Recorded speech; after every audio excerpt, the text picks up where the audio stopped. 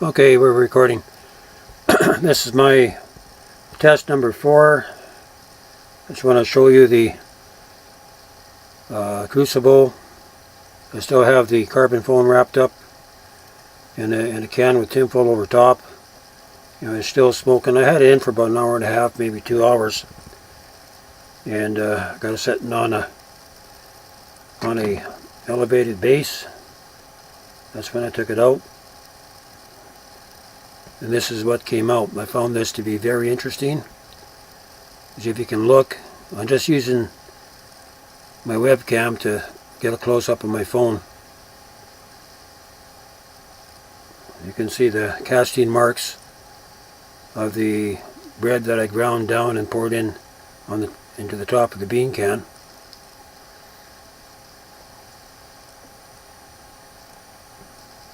So you can actually see the slices of bread in between.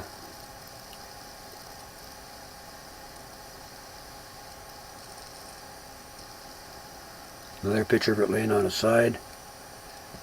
This is what happened. I came inside to do some work on the laptop, and I went back outside about 15 minutes later. This here was just a ball of bright orange red. And so I doused it in snow. That's the snow I doused it in. You still see bits and pieces. And this is what was left over. I did test it for heat, and you have to get a blue bottle torch, and so I can do like more of a better test, but that's it, I think. This is my next test. Now, follow this. This is just a recap. I made 58, I think it's 116 grams of dried bread that I ground down. I made that. And what I've done, that's some the leftover stuff. I can actually show you the pictures now. Put away my phone. Alright, this here on the scale represents 58 grams of ground up bread, dried bread. You can see where I've used this weight to press this in. So she pressed down about 20%. I couldn't compact it anymore. And this here represents 52 grams where I just put her in and just brushed it off. So what I like to do is take this one here. I'm going to put it on the top one there and fire it up.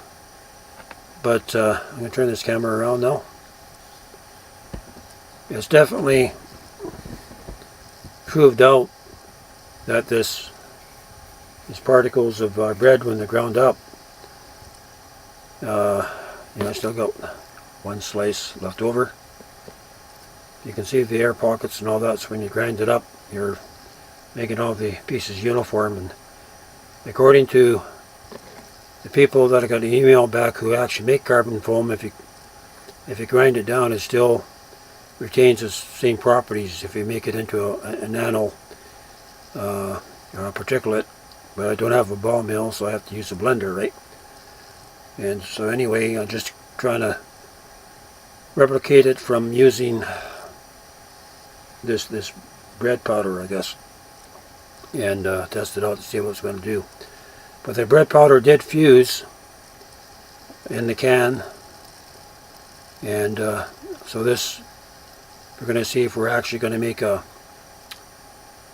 be able to make a castable out of this, and whether it's going to burn up, whether it's going to go on fire, I don't know.